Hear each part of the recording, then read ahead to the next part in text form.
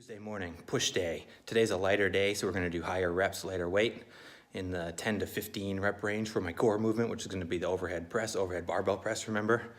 And then we're gonna get into some dumbbell work and some dips and some fun stuff today. I like to keep my core work the same session to session, but then I alternate the secondary lifts just to keep it interesting, keep the mind engaged, and keep it fun.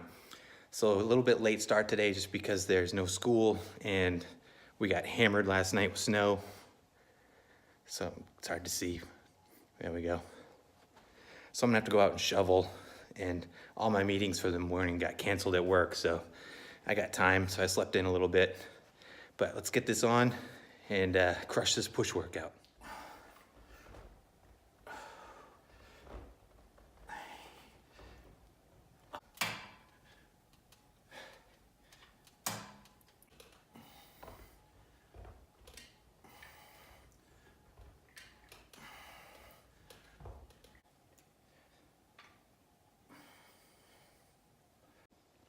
I just wrapped up the push workout.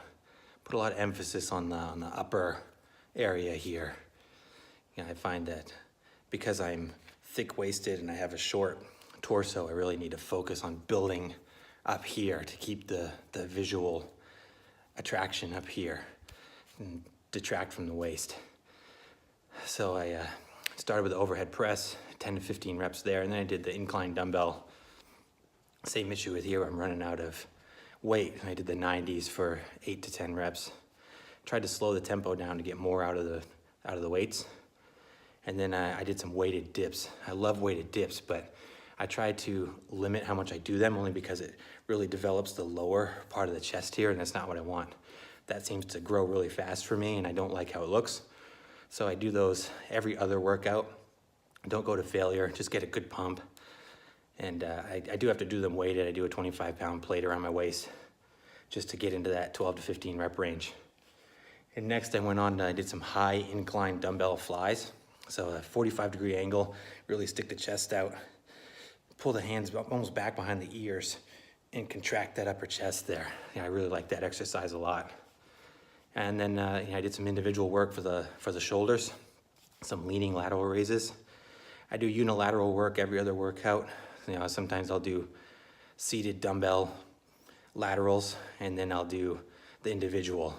So I guess, I do unilateral each time because I use the dumbbells or the easy bar, but I like that leaning style because I feel like it keeps more constant tension on the delts and it feels good. So yeah, today was a great workout. You know, the mind was in it for sure today. It was connected right from the start, had a lot of fun. Now I gotta go face the snowstorm and go shovel.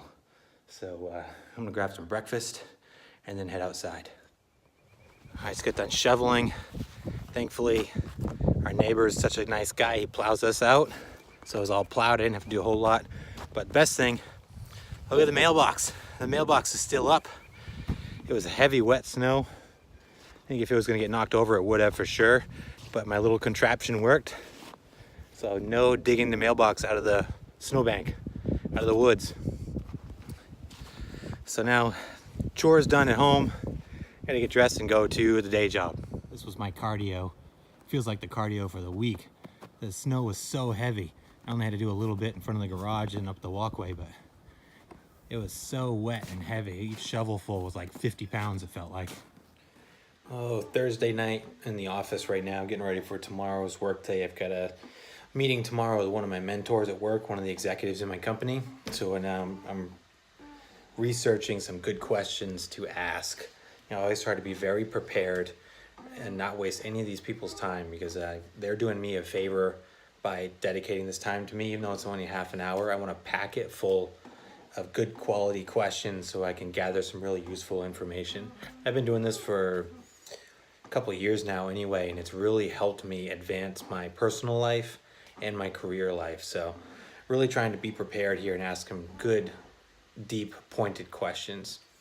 You know, going back to what I talked about Frank Zane in one of my last videos, when Frank and I had our conversation, I prepared for that phone call just like anything else. I had a page full of questions. I read his literature, I studied him. So when we finally got talking, I think we hit it off really well because I had real pointed questions that I had obviously researched. I didn't ask him obvious things like how did you train, what was your split, things like that. I asked him real detailed questions, and because of that, we ended up talking for about an hour. Even though he only allows for half-hour consultations, we went way over and had some really good conversations. So whenever you're going to utilize someone's time, especially someone who you feel is valuable to you, make sure you do your research and maximize that time. Ask intelligent questions and make it worth both of your times. So just some thoughts there.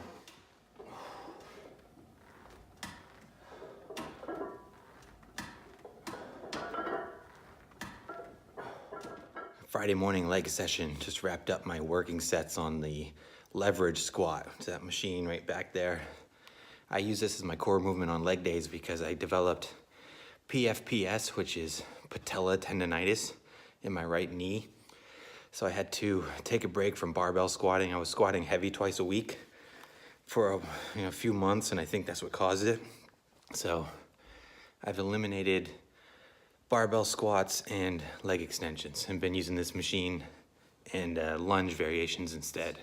I do miss squatting though. I'm looking forward to getting back to it, but I'm not gonna rush it because I've been dealing with this knee injury for a long time, and I finally just need to take a step back and let it heal. I need to stop being stubborn and just let it do its thing.